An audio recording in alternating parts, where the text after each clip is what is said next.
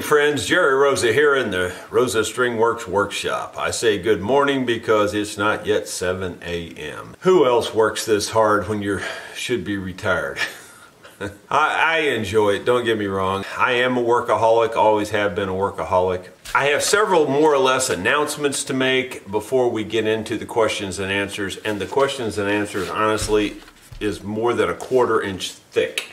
So I don't know if we're going to get to all this today or not, but we get to quite a bit of it anyway. Melissa pulls these out, by the way. I don't even have time to go through them anymore. First announcement is that, or maybe just statement, thank you so much for watching these shop talks. I am hearing from so many people on how important they are to them. Honestly, I say again, I didn't realize how many people were really getting something out of all of my videos. I just more or less thought it was entertainment or an interest or something like that, but I hear from more and more people every day how they're fixing their own instruments and they're thanking me for this and that. And so I'm glad that it's working for you like that, and that makes me more determined to do more of these things. And I hope that you do enjoy them and you accept them in the light that they're given. I'm really just trying to help people. I truly am. People are always suspicious and they see all these different motives in things. There's no motives, folks. I'm just doing what I'm doing. Just a quick side note here, and this is part of my announcement, by the way. We have gotten caught up to the point where we have gotten through the walk-in business. That's been my whole problem all along, is the walk-in business has increased so much. It's mostly due to the videos that I couldn't get to the waiting list. And we are now making our way down through the waiting list. And in fact, we're almost through the waiting list in terms of contacting people. The waiting list was quite long and we've spent several days contacting. Now, we're not getting much feedback on that. So if you're on the waiting list, go check and see if you received an email. Sadly, one email came back. I'm just going to paraphrase. I'm not going to mention any names. But he said, I've lost confidence in you guys. You're only interested in your videos now, and you're only, you've gone a different direction. You've lost focus. Well, if you're perceiving that, then it's all in your mind, because nothing has changed. I'm working more hours, longer hours than anybody I know. I truly don't know anybody, young, old, or indifferent, that works any more hours than I do. It's all for handling instruments. It's also handling your questions and things like that. I mean, I've hired 2 people to work so that I can work on instruments. I don't have to sit in the office anymore and put out videos.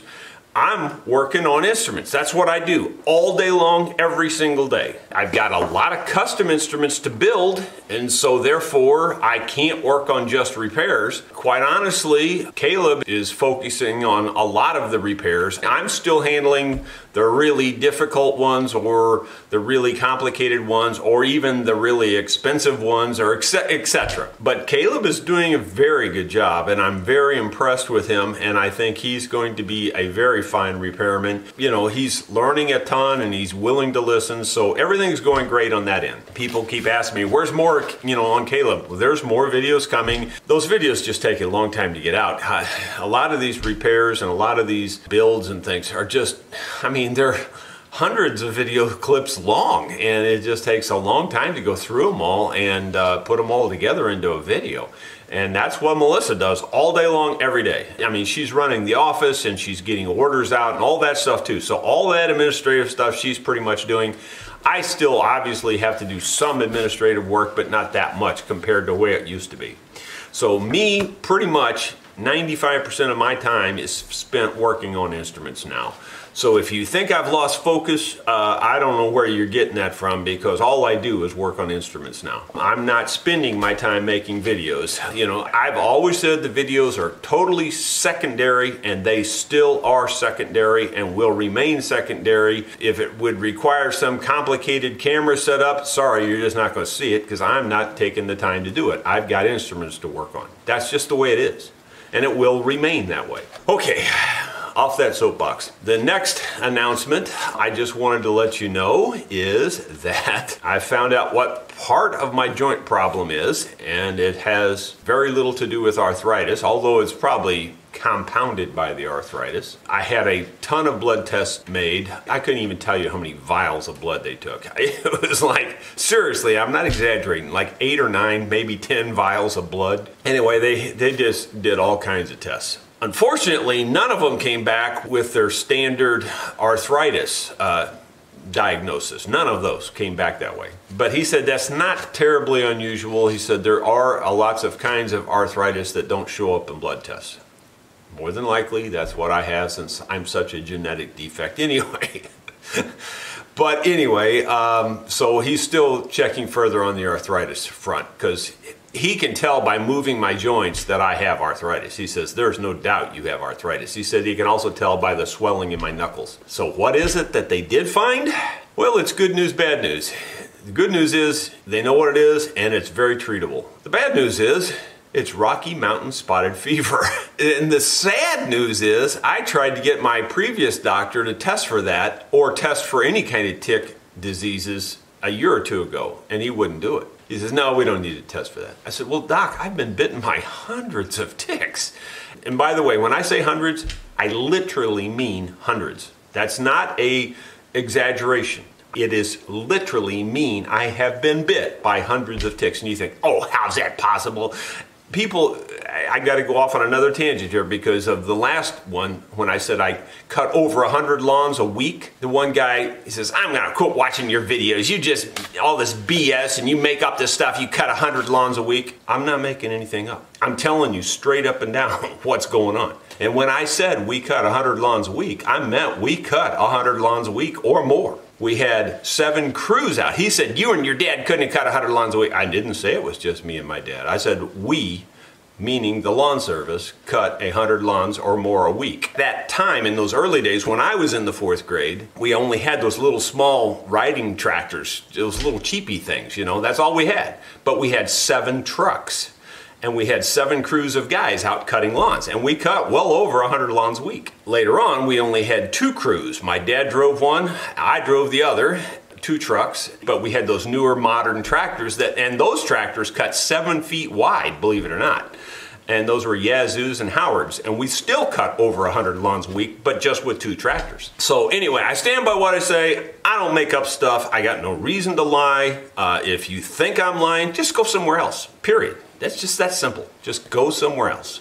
Leave me alone. I don't need the crap. All right, so when I say I've been bit by over 100 ticks, I literally mean way over 100 ticks. I don't think I'm exaggerating if I said I've had 1,000 tick bites. Now, you think, how could you have that many tick bites? Well, from the time I was 18 to the time I was at least in my mid-40s, I hunted every single weekend with my bow and arrow and with rifles seasoned for deer also. So every single weekend from the 1st of October through the end of December, I was in the woods. Now, granted, once the winter hits, the ticks are not out. Those first month or two, every single weekend, I would get loaded with ticks. And I'm talking sometimes I'd pick off 20 ticks. You know, you go through a seed tick bed or whatever they call it, and those seed ticks would be all over you. You just have them all over your ankles, all over you know, and you just get loaded with tick bites. To say I've had hundreds is a understatement.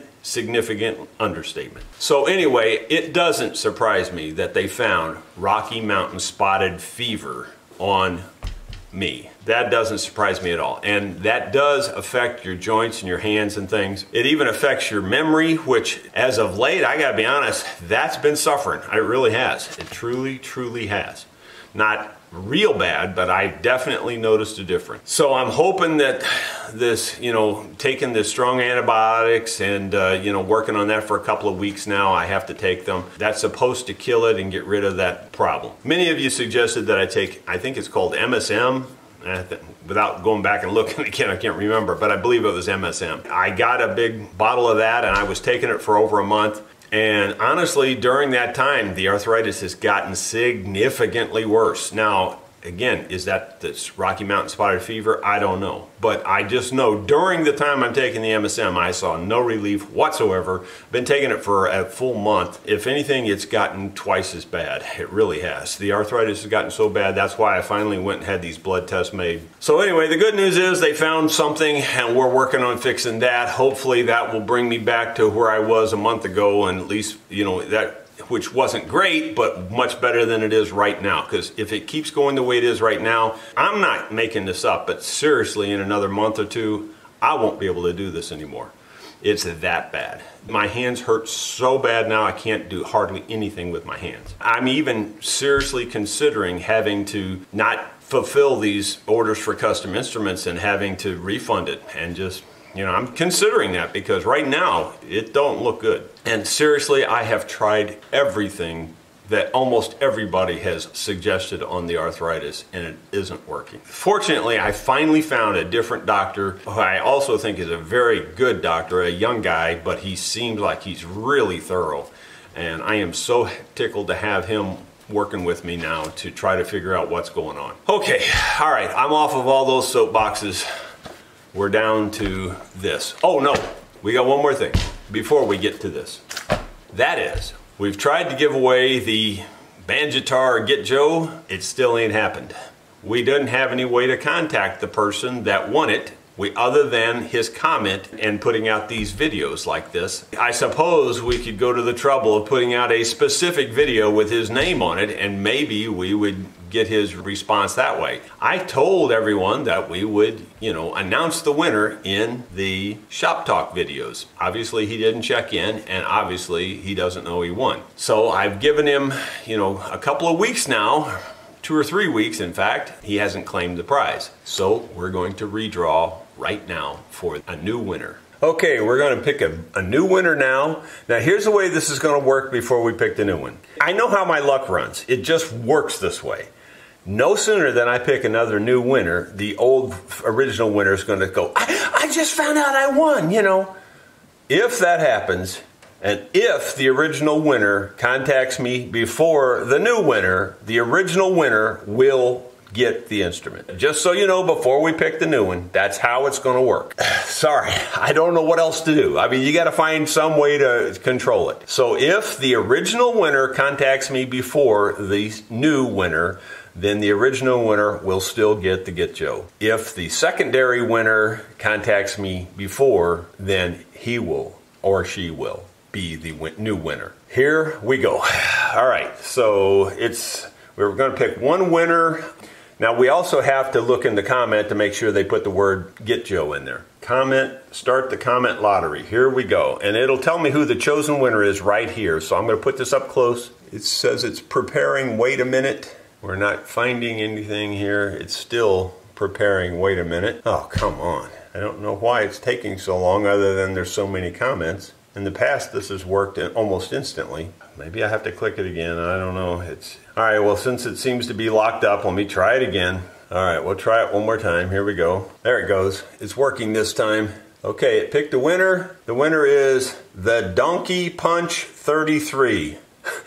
That's all it says. It does, and it just has Gitjo as the comment. So if you go by the Donkey Punch 33, you are the new winner of the Gitjo. So Donkey Punch 33, contact me before the original guy that we announced weeks ago, and you will be the winner of the Gitjo.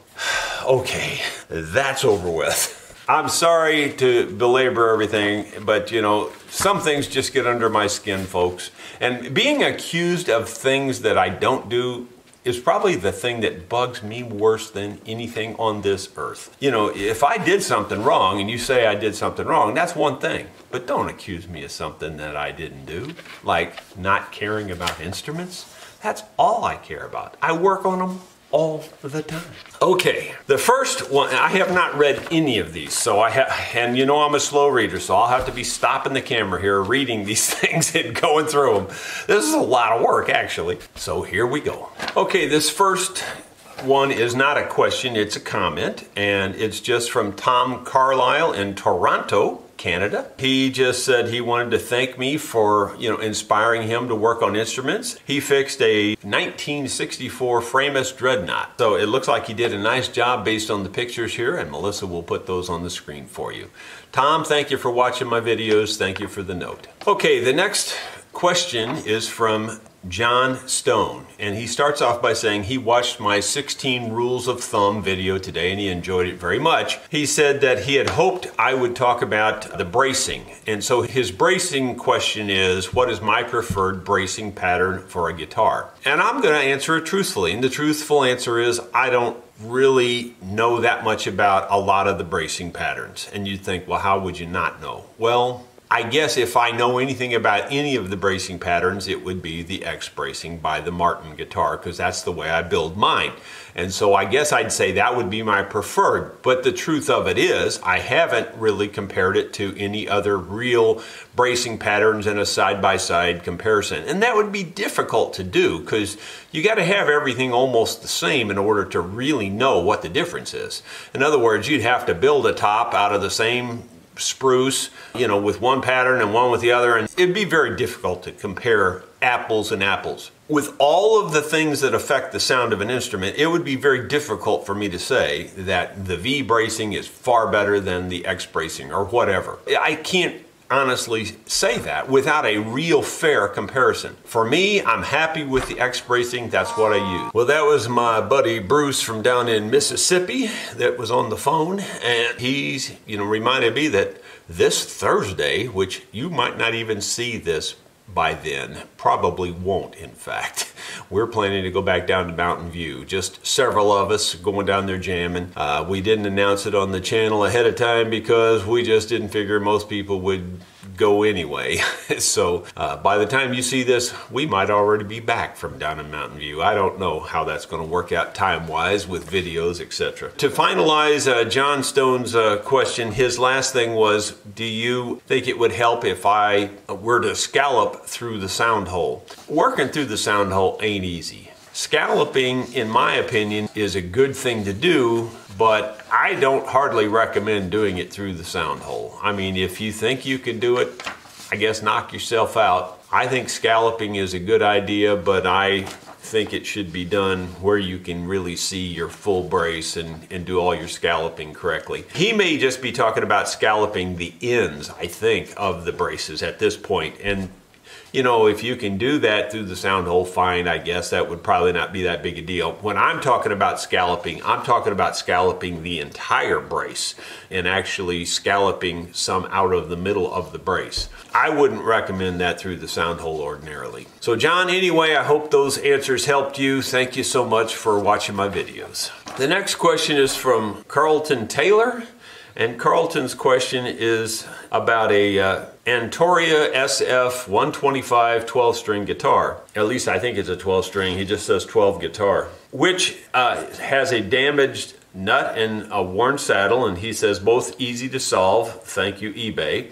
I don't ever think those things are easy to solve, personally. I think, especially the nut, I think that's one of the hardest things there is to solve. Buying them from eBay and putting them on, if they just happen to fit and work for you, great. But typically they don't, is my experience, without a lot of adjustment. But anyway, he says this one has a hole in the top, or a crack in the top. It's a puncture wound, he says, and it's on the soundboard near the pickguard area. And he was going to glue a 1.5 millimeter thick reinforcement under there and clamp it together. Do you think this will affect the sound, and do you think it's adequate reinforcement? It's a very open question without a detailed picture to see or something, so it's really difficult to say. I doubt that a 1.5 inch thick, like a 1.5 square inch would be enough to affect the sound. I don't think that's going to hurt your sound really enough to care about whether it's adequate reinforcement or not. I would say if it covers the entire break area, it probably is. I think you're probably fine doing that if that's what you want to do. Carlton, thank you for watching my videos. Thank you for the nice comments. Good luck to you. John Cook has a couple of questions. He's got 2 parlor guitars that he has finished. He wants to give them to his grandchildren apparently, but it turns out that one of them is a lefty. He's wondering, have I ever switched a guitar from right to left without taking the bridge off? If you're talking about a beginner situation and learning and everything, I think you just do what you have to do to get it set up for a left-handed person. If you're really talking, critical, sound and, want everything perfect, well then you'd have to cut your saddle slot at the different angle at minimum. So you could fill the original saddle slot and then recut the saddle slot at the correct angle for a lefty. Again, I would use my intonation rig so I know where to set the saddle to cut it left-handed. You could do that. There's a lot of different ways you could approach something like this. The bottom line is, yeah, you could do it without removing the bridge for sure. And I don't think it would be that difficult to convert it to a lefty for your grandson. Well, it didn't say son, by the way, it just said grandchild. I would just say good luck to you. Go ahead and knock yourself out and do it. I would just go for it because, it's important to keep those youngsters going in music like that. And if he's a lefty and he needs a left-handed guitar, well, then do what you got to do, John. John says, it's not easy being me either. Well, I can relate to that. So, good luck to you, John. Thank you for watching my videos. Well, as it turns out, it looks like John had a second question also, and he's said, I did a neck reset on an instrument which caused the fretboard to rise up above the top of the guitar. Did I fill that with something or did I glue it down? And I would say it depends on the type of instrument. I don't remember which one he's talking about. I've done so many. But, on a flat top guitar, typically there always is an angle there. I mean, on a brand new Martin guitar, if you look at it, I'm exaggerating, but there will be an angle. This being the neck, this being the top of the guitar. There's always a slight angle because the neck has to be angled to the top. Therefore, there's always going to be a slight angle. And you're always going to have a little bit of a hump there. And I mean, that's pretty much on every guitar. If it's not there, then I don't know, either consider yourself lucky or unlucky, because most likely you're going to need a neck reset if it's not there.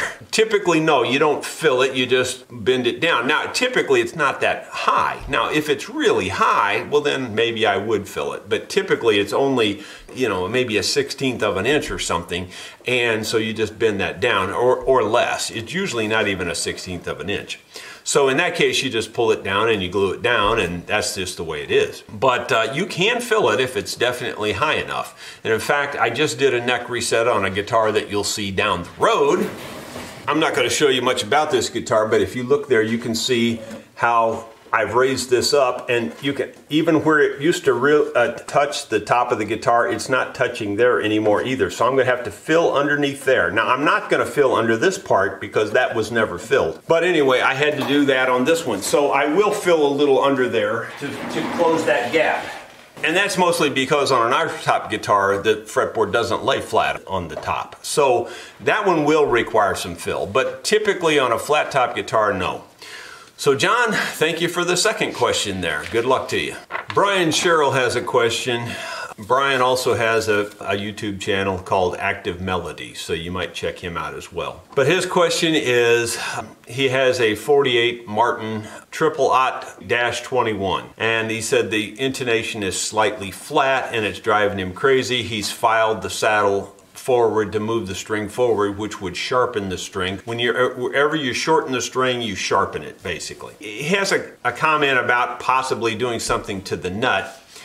Well, I always stand by this. I know a lot of people mess with the nut for these kinds of situations. I don't, and I never will, and you can't convince me that's the way to do it. It's just not the way I think it should be done. Everything is measured from the nut. Every single fret, every single thing is measured from the nut. When you start messing with the nut, you messed everything up. It may fix the overall length of your string. Sure, it will do that. It will fix the intonation that way. But it messed up all those other frets in between there. And I don't think it's the right way to handle it. I never will be convinced that's the right way to handle it, period. So I'm not suggesting that one at all. I mean, a quick kind of almost a redneck way to fix it would be, I don't know how else to call it. A little bit of a bodged type of a fix would be like you could take a very thin piece of bone and glue it to the front of your saddle and then file the saddle forward that much more on your guitar. I've done it. I put the bone behind the saddle whenever I need to flatten the note. And a lot of Martin guitars, that the big E string needs to be flattened. And so I'll put a piece of bone right behind the saddle and glue it with CA glue right to the back of the saddle. Then when you shape it, you can barely even tell it's been glued on, to be honest, after you've done it. If you do a good job, you can make it look pretty good. Even though it's kind of a bodged fix, you want to make sure that that piece of bone is also sitting on top of the bridge. That's the way I do it anyway.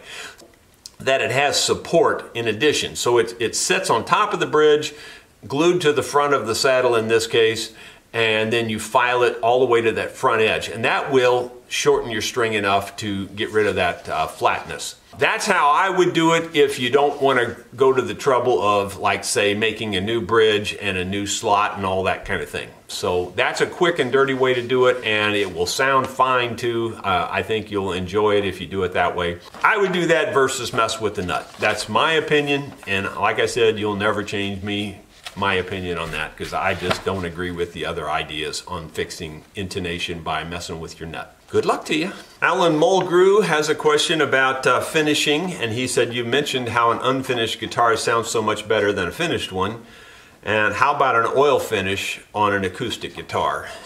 And I assume he's meaning something like a linseed oil or whatever. Well, I guess any kind of an oil on there is better than nothing, but the truth of it is, the finish does a lot of things that are good for your instrument. It helps protect the instrument from dents and scratches and things like that, and dirt. You know, you can do almost anything. You know, almost anything will work and will be fine, but then again, you know, over time, is it going to hold up and last? I would say probably not as well as if you finished it. So it would probably sound just fine to do it that way. Oil varnishes and things are very accepted. You know, that's a very good way to finish an instrument. If you can come up with a good oil varnish that dries hard, like the True Oil varnish that they use on gun stocks, that would work fine for finishing your instrument. I would recommend that over no finish at all, or just like I say, a linseed oil coating that you just wipe on and wipe off. You do what you want, man, but I do stand by, I think instruments should be finished, even though they do sound better without a finish.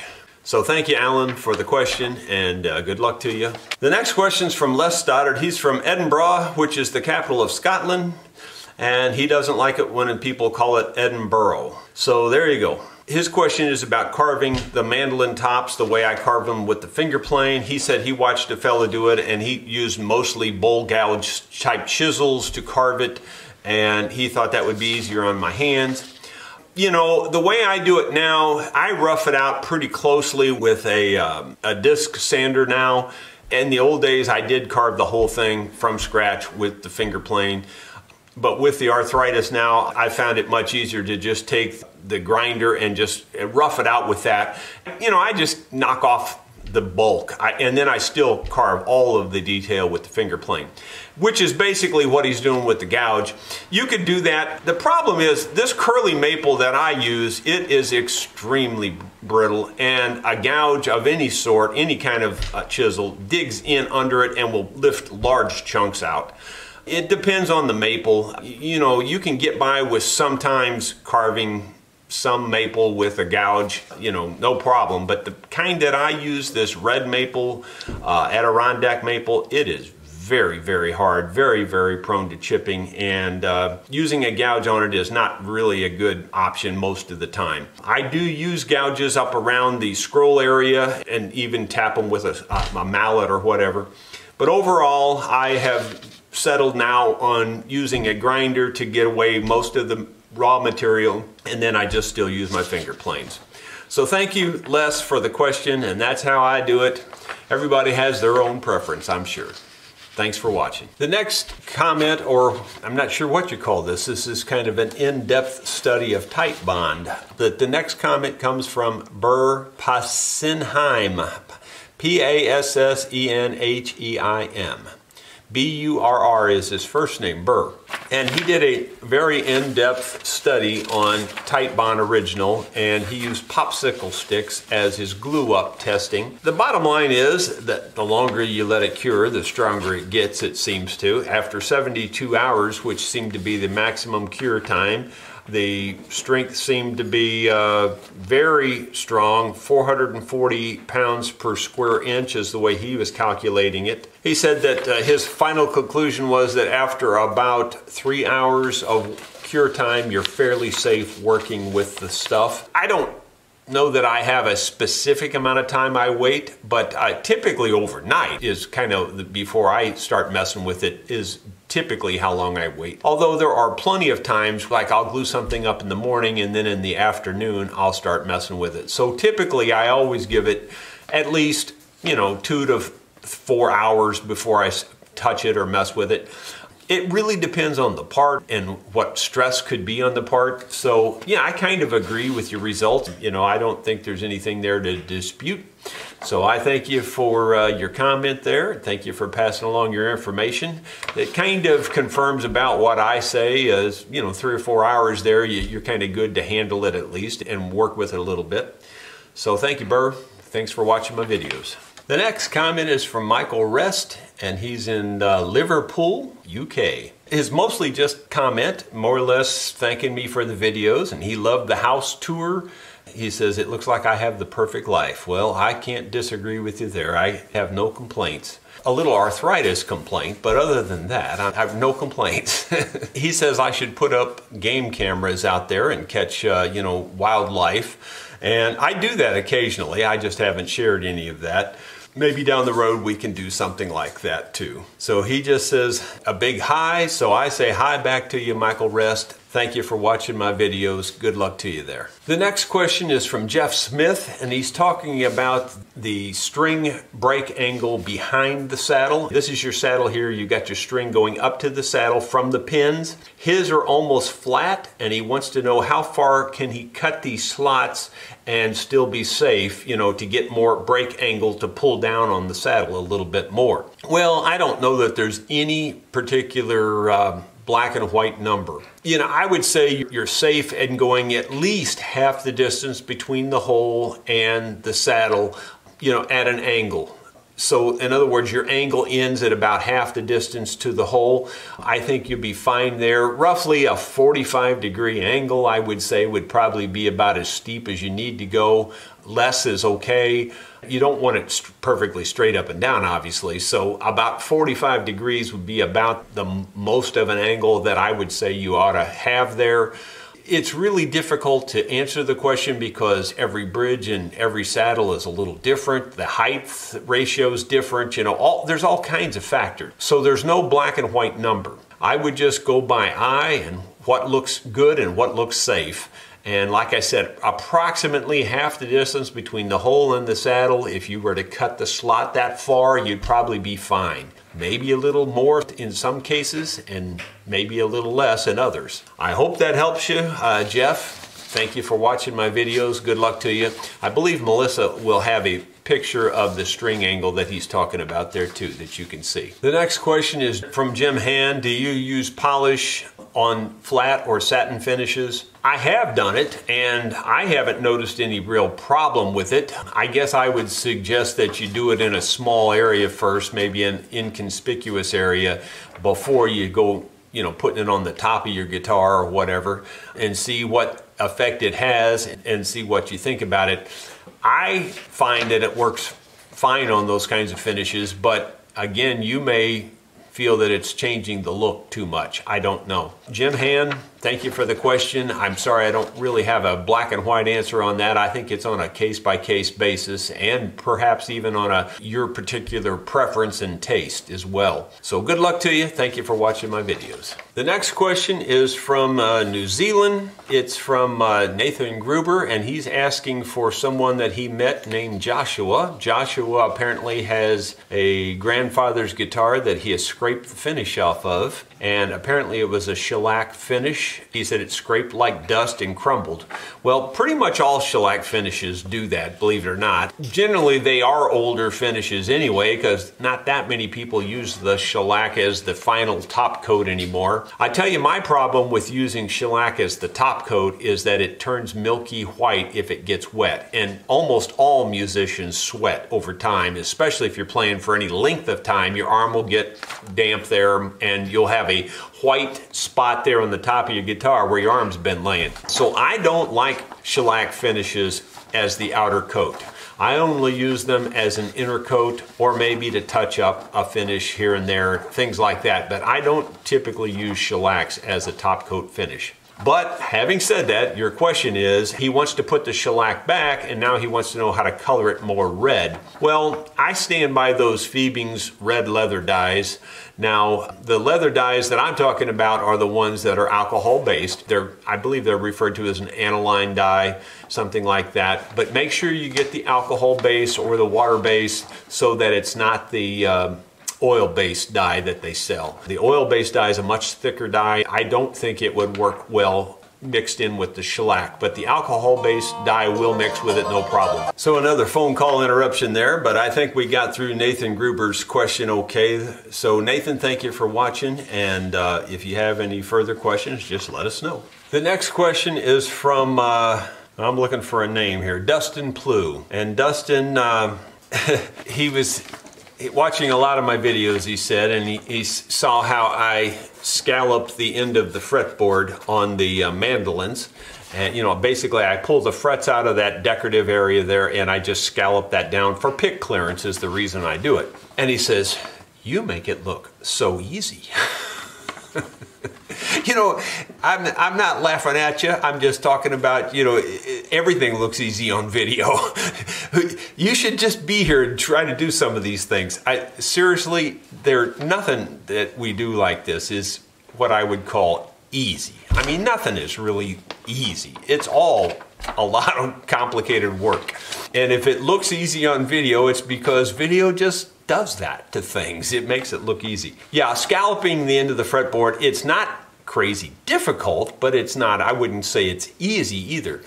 And he said the problem was his fretboard had the 3-ply binding around the bottom of the fretboard there, so that when he scalloped it down, he got into that binding. He said his fret slots were cut so deep he had to keep going. Well, you know, on a lot of fretboards, I can scallop down to the bottom of the fret slot and I'm still good. But on some, you just can't do it. So I just scallop down as deep as I think I'm good, and then I just carry that out to the end. And, you know, sometimes you'll still see the slots. Well, in that case, I just fill the slots and dye it black, and because that's the only thing you can really do. Once you get down into that bottom part of the binding there, you're going to create a problem. And apparently he did, and he got into that, and some of the binding came loose and it broke and different things. I think he's got some pictures that Melissa will show you there on the screen. So what kind of glue can you glue the binding back with? Well, you know, I don't know in your particular situation what's going to work the best, but this stuff seems to work really good for binding. That's what I've been using lately. So it's just Formula 560 canopy glue.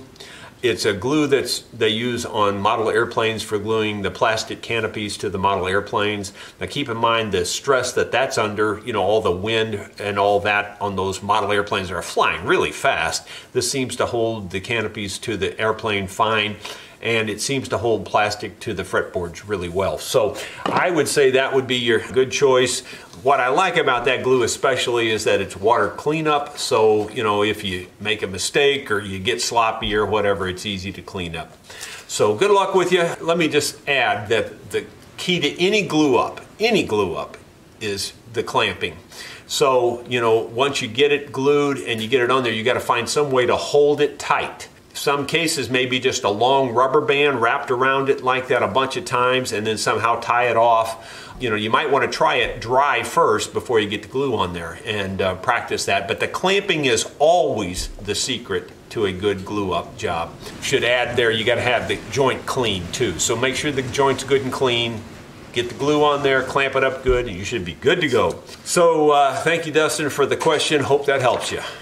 Robert Arias of Bakersfield, California has asked the question about this wedge tool again. I believe I covered it in either the last shop talk or the one before.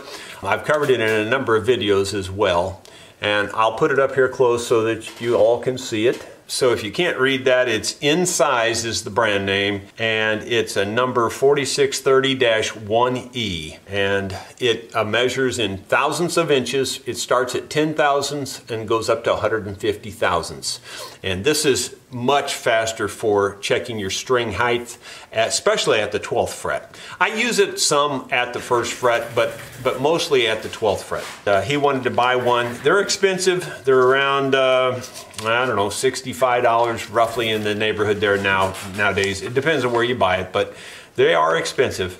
I got one off of Zorro, which was a little bit cheaper, but I gotta be honest, when I ordered it off of Zorro, and that was a recommendation from a viewer, I went through more hassles trying to get them to accept my PayPal. It kept kicking me out, and I don't know if they just have a bug in their system or what, but it took me a long time and a lot of persistence to get it paid. But anyway, you can get them a little bit cheaper off of Zorro, I believe. Good luck to you. Thank you for the question. The next email is from Kenneth Skaggs, and he is talking about the same thing. And just a moment ago, I mentioned about the scalloping the fingerboard, and I think he did his own job as well. Melissa will show you what that looks like. He was very complimentary in his remarks about my videos, so thank you very much, Kenneth. I appreciate it. Thank you for watching, and I'm glad you're getting something out of it. Looks like you did a nice job. The next question is a very good question from Peter Bryan. You know, he watches a lot of my videos, and he notices that I like to recommend that Renaissance wax. He said the problem is in Canada it's very expensive, over $55.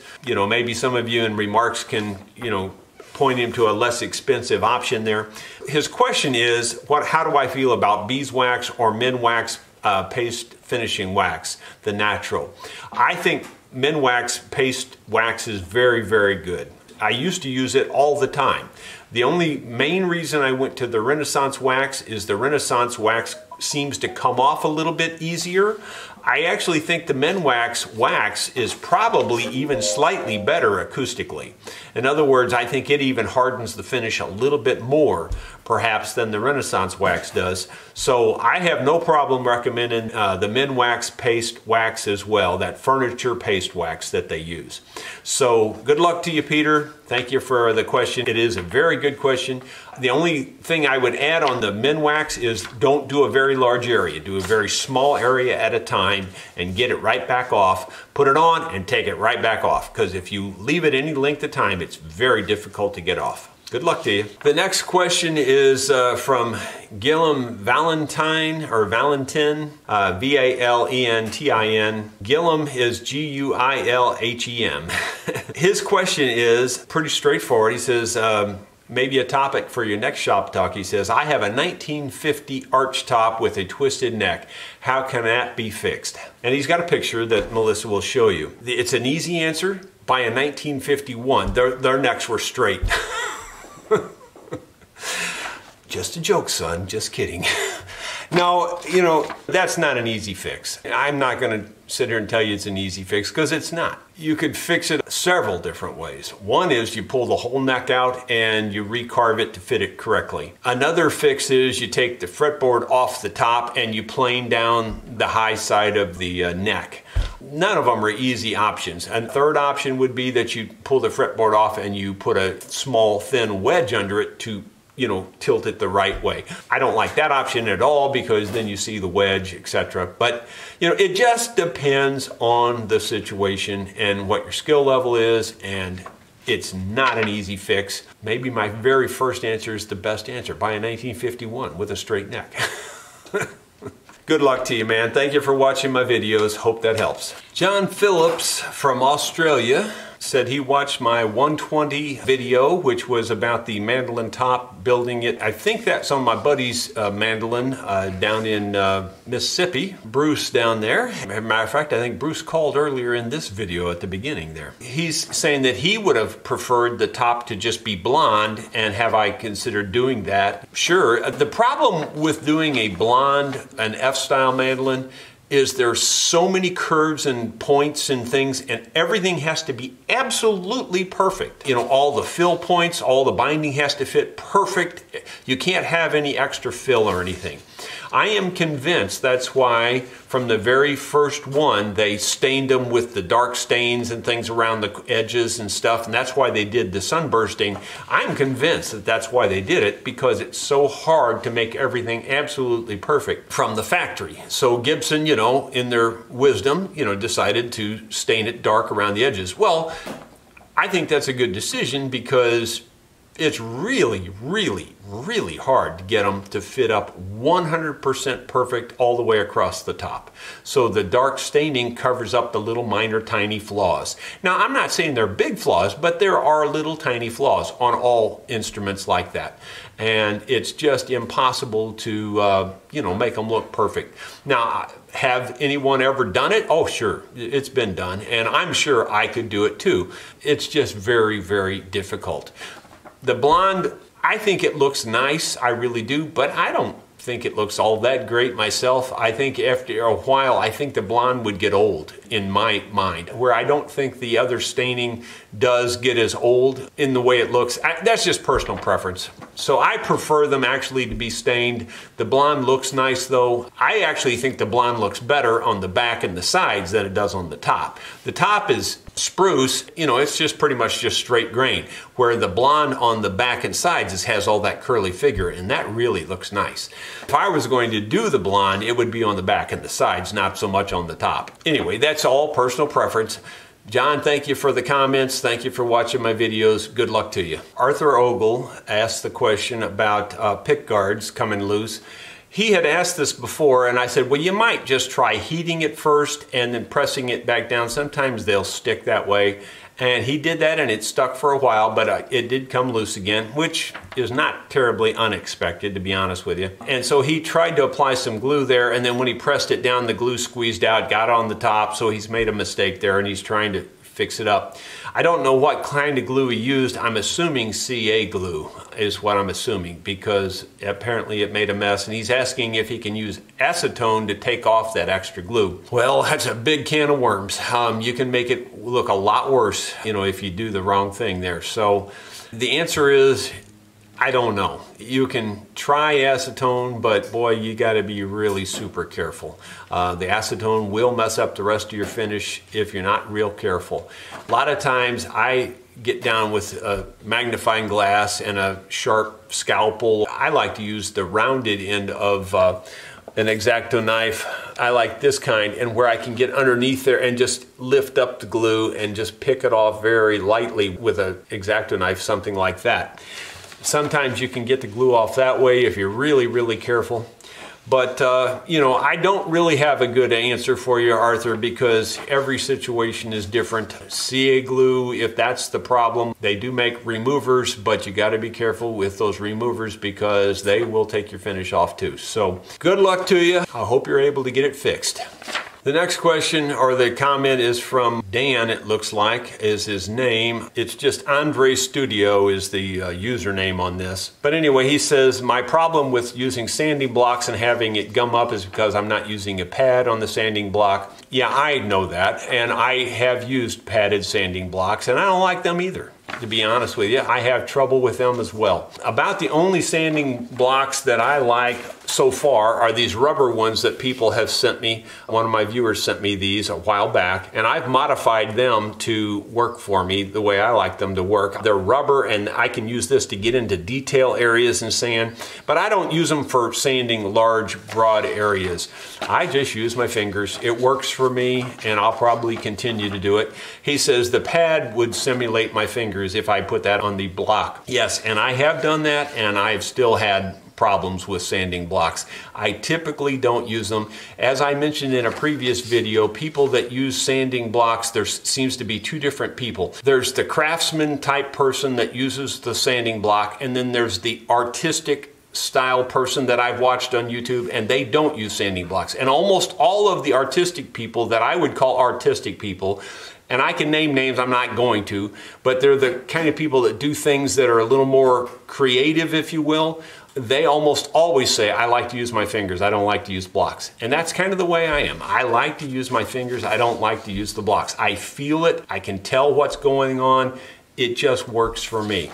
If you need to use sanding blocks, or if you prefer to use sanding blocks, I got nothing wrong with that. I think it's fine. Just go ahead and use them. The next question comes from Jim Hand. He has a Weber Gallatin A style, and he says it's about 5 years old. He has trouble keeping the A strings tuned. You know, on a guitar, it seems to be the B string. On a mandolin, it seems to be the A string. And that's pretty common across the board. So, you know, don't feel like the Lone Ranger there. The A string seems to be the string that goes out of tune the most on a mandolin. It probably has more to do with the gauge of the string and the way it's played and the stress on the string and whatever. It's just like on the B string on the guitar. It probably has more to do with that than it has to do with anything else. To fix it, I don't know that you're going to fix it. He's asking about the zero nut glides that you can buy. I just looked it up real quick. I've seen this before. I've heard of it before. I've never used them. I'm going to just show you a picture there that maybe you can see on screen. It's more or less like just adding a fret right behind your nut.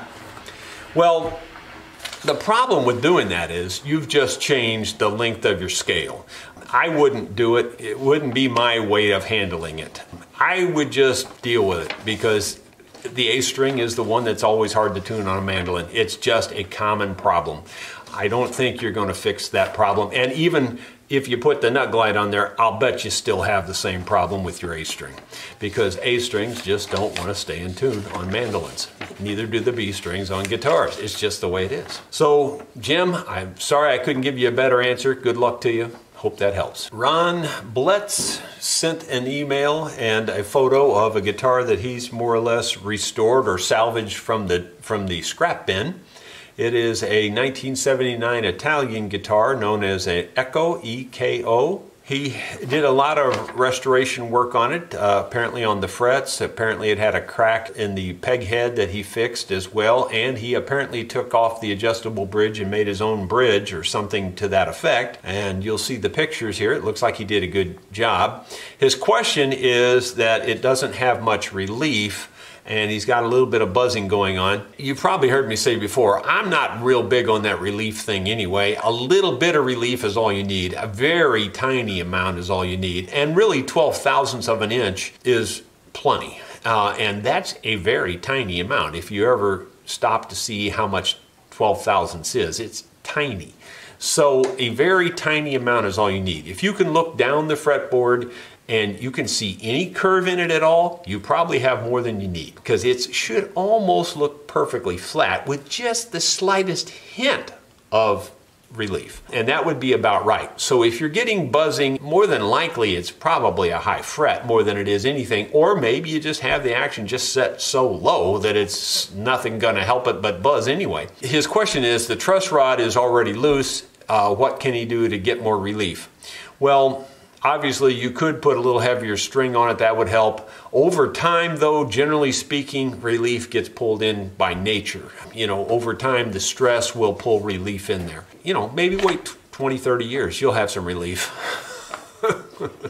I wish I had a better answer. The only way you could get more relief in a situation like that would probably be to just go to a slightly heavier string if your truss rod's already loose. Good luck to you, Rain Blitz. This next question is from Bob Inslee. His question is, what is CA glue? Cyanoacrylate. I don't know if I'm pronouncing that correctly. I'm in the ballpark, I know. At least it sort of sounds like that. It's just super glue. That's all CA glue is. People refer to it as CA glue because it shortens down that long word, cyanoacrylate, or whatever the right pronunciation is. You don't have to get on me because I know I'm not pronouncing it correctly. That's really all it amounts to. Now, not all super glues or CA glues are created equally. There are some that have rubber bases to them that are more flexible, etc., etc. I don't use those kind. I want the plain Jane, straight up and down CA glue. It wicks into little tiny places and will do a good job. It will glue when nothing else will glue, and it will also stick to itself better than it sticks to anything else. So if you put it on one time and it doesn't stick, you can put it on again and it will stick. Generally, the second time it actually sticks better. So that's the good thing about the CA glue, is that you get multiple attempts at the same problem sometimes. I don't use it unless I have to use it. I would much prefer to glue wood with wood glue. Wood glue meaning like the Titebond Original that I typically use, or even Elmer's wood glue. It doesn't really matter. If it's a good quality wood glue, it will probably be just fine. But anyway, that's what CA glue is. It's just a shortened version of cyanoacrylate, whatever that is. Anyway, good luck to you. Thank you for watching my videos. I hope that helps. Peter Bryan is very complimentary, and he's glad that I've taken on the fellow you see in the background here, Caleb, as an apprentice. Caleb's doing a fine job, as I mentioned earlier, so I'm glad to have him here in the shop as well. The reason he is writing is he's suggesting that I do a topic on sharpening, and maybe I should do a video called Sharpening 101 or something like that. We will consider that for down the road, Peter. I have covered the topic on a few scattered videos here and there. I think video number 225, I can't remember, that's a series. I can't remember which part I covered it in at the moment, but I imagine it had something to do with the neck, when I was fitting the neck, because that's when I would typically use a chisel or something, and I think I showed how I sharpen the chisels there. I also talked about sharpening in the previous shop talk, and I covered it fairly extensively in that video as well on how I go about it. So I'm not going to talk about it today, but maybe we will put out a specific video on just sharpening, maybe called Sharpening 101. Thank you for the suggestion. Thank you for watching my videos. Malcolm O'Callaghan, and I hope I pronounced your name right. O''Callaghan. He doesn't say where he's from. He may be from the States, I don't know. Anyway, Malcolm asks, about a mandolin neck that was broke, and he originally fixed it years ago with epoxy glue. It held for a number of years, but he left it strung up apparently, and it came loose in the case apparently. If you've watched many of my videos, you know I am not a fan of epoxy on instruments. Almost never use any epoxy on instruments ever. About the only time I do, and here's a situation right here, I'll use it for maybe a hole filler where I filled in around the end of this truss rod, or filled this little hole here where I used to clamp that piece on, and I'll use epoxy as a filler. But that's about the only way I use epoxy. I don't use it for gluing on instruments. I don't think it has the right properties for gluing up instruments at all. That's my opinion, and I'm going to stick to it. I think it's way too brittle. It just cracks and breaks, and when it does break, it breaks like glass. So I'm just not a fan of epoxy, period. So I would never use epoxy to glue up a neck or any kind of critical part on an instrument, like the bridge or whatever. I would use good wood glues, as I've mentioned many times. But the trick of using good wood glue is that the joint has to be perfectly clean, it has to fit up perfectly, and you have to use very good clamping. So in a situation where you've already used the epoxy, you'd have to clean out all of the epoxy 100% and get a wood-to-wood matchup. Assuming you can do that, then your wood glue will hold it very well, but you need to clamp it really well. And let it set. In a situation like this, you'd want to let it set clamped up for a couple of days, I would recommend, before even taking the clamps off. And then it'll even be that much stronger. So good luck to you there, Malcolm. I hope that helps you. We have a question from Joseph DiMaggio. Joseph is a longtime viewer of the channel, I know. He says, I bought a Eastman AC 720 beautiful guitar, but due to weather changes during the shipping, it arrived with spider cracks under the clear coat on the top of the guitar. What do I do to repair this? Does the clear coat have to be removed and then reapplied? Any suggestions would be appreciated. Well, Joseph, I hate to tell you, but that's not an easy fix at all. You're either going to have to do A, live with it, or B, completely remove it and redo it. Whether it happened during shipping, I kind of doubt that. I mean, maybe it did. It's possible. Anything's possible. But, most lacquer finishes do that. They almost all crack over time and get spider cracks in them and stuff. I just live with it myself. That's just me. But I don't think I've finished hardly anything that doesn't do that over time. And I haven't really seen many guitars that don't do it over time, given enough time, that is. Now I realize this one may be new or whatever, but it sometimes doesn't take that long for it to happen. That's kind of the nature of that kind of finish. It will just keep drying, or the wood will expand and contract due to humidity. See, and again, I stand by what I say. Don't humidify your instruments that much. I really don't think you should humidify them, because the humidity will cause that wood to swell up and crack your finishes. I'm just not big on the humidifying thing. I know I'm the one guy standing out in the field saying that, and everybody else does it. But I say don't do it. So there you go. That's me. Joseph, I'm sorry I don't have better news for you, but you got a tough situation there. John Weber has a question on finishing an instrument, or actually refinishing, or he's getting ready to put a final finish on a guitar, and he doesn't want it to look shiny brand new. How does he handle that? Well, there's a couple of ways you can handle it. You can buy semi-gloss or, satin finish type lacquers. That probably would be my choice, would be to get one of those, either a semi-gloss or a satin lacquer, and use that. But you can also just use a high gloss lacquer and then tone it down with, steel wool or something like that would knock it down. And you can take it back and forth. You can knock it down with the steel wool, and then if you want to bring back some of the shine, you can bring it back with some of your polishes that I use. For instance, the semi-chrome polish, you could put that on there and bring some of the shine back, and kind of put it at any level of shine you want, just based on working back and forth with those things. So I hope that works for you, John. Good luck to you. Ronald Waller asked a question about having his instrument worked on, and at the time that we got the email, which was back in May 28th, we were not accepting any new instruments for repair work, and we're still really not, although we are getting through our long waiting list. So it won't be long before we start accepting instruments again, just so you know. But please hold off, because we're not there yet. But anyway, so we had to tell him no at that point. But he also had a question of, do I lose any volume by lowering the strings? That's a real open question. A small amount, no. A large amount, perhaps. It's such a big can of worms that there's no black and white answer to it.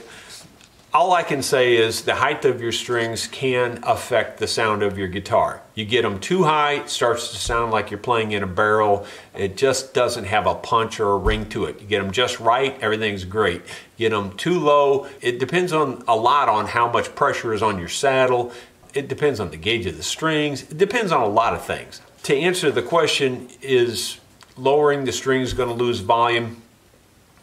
Maybe a tiny amount, but probably not enough that you would even notice. So it just depends on what you're doing exactly. Sorry, Ronald, I can't give you a black and white answer on that, but good luck to you.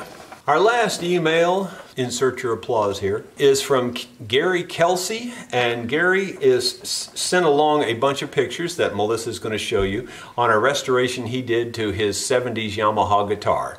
It looks like he did a really nice job. Show you some of the things that he's done to the instrument there that you can see in the photos. So Gary, I'm glad that my videos helped you do that. Thank you very much for the nice comments. Good luck to you, my friend. Friends, you could help support the channel by sending me your old parts. If you have old tuning keys or old banjo hardware parts, just, the little knick-knack things where you maybe just have one screw or one nut or something like that, that would be helpful. Like, for instance, we were trying to restore an old 1920s banjo here, and we're having to just physically make some of the parts because we just can't find any hooks and the nuts and things to tighten up the little hooks around the edge of the banjo. So we're just having to make some out of heavy wire and different things. And it'll be okay, it'll be functional, but it would be nice if we had some original parts and just little piecemeal things. Now, just so you understand, I'm not begging for something for nothing, basically, because I don't charge for parts. Any kind of used parts that we have laying around that we use on instruments when we restore them, I don't bill them for those parts. I give them away. I always have, I always will. So if you send me parts, you're not only supporting the channel, but you're actually supporting future repairs and things, and I'm not benefiting from it other than the fact that I can fix their instrument. And they're benefiting from it by the fact that they got that part that you so generously gave us. And so if you do have parts laying around, I would really appreciate it very much that you send them to me. Any kind of tuning keep type parts, tailpiece type parts, especially the old hardware on old banjos and things like that. If you have a box full of that stuff laying around, please send it to us. The address is on my website, and I'm sure Melissa will put it on the screen here as well. Thank you very kindly. We really do appreciate that. Friends, old Colin has struck again. He has sent me a really nice torque wrench. This one is a really nice one. It's a 1/4 inch drive. It measures from, I guess it's 20 inch-pounds up to about 200 inch-pounds. So that's going to be really nice. Now, Colin's intent, he sent it for banjos. I got to be honest with you, Colin, I don't think this is going to work so good on banjos. It's hard to explain, but it's got to be done by feel. It can't be done with a black and white torque wrench. You might think it could, but it just doesn't work that way. The way those heads stretch and move and stuff, I mean, like, you just have to go around, and it's just a tedious, time-consuming job. Trust me, I've done it hundreds of times. Even set at low amounts, I think it's going to be too much for the banjo, believe it or not. The tiniest amount of torque on the nut will loosen the next ones to it. Even as low as this goes, it really isn't going to work that great for banjos. But I am really glad I got this, because I do a ton of work in my dark side shop, on the metal shop, and this will pay off huge dividends over there. It's not like I won't use it. Trust me, I will use it, and I am very thankful I got it. If it would work on the banjos, I'd sure use it there, but I just don't think it's going to work on the banjos. Although I'll give it a shot. The next time we do a banjo, I'll give it a try and see if it's going to work. But I kind of think it's going to be too strong, even set on the very lowest setting. Thank you, Colin. You keep doing it, man. We appreciate it. So that concludes this version of Shop Talk. I thank you so much for sticking with me and watching the video. Just remember, you can always support the channel by sending us those old instrument parts. We would really appreciate it. Thank you very much.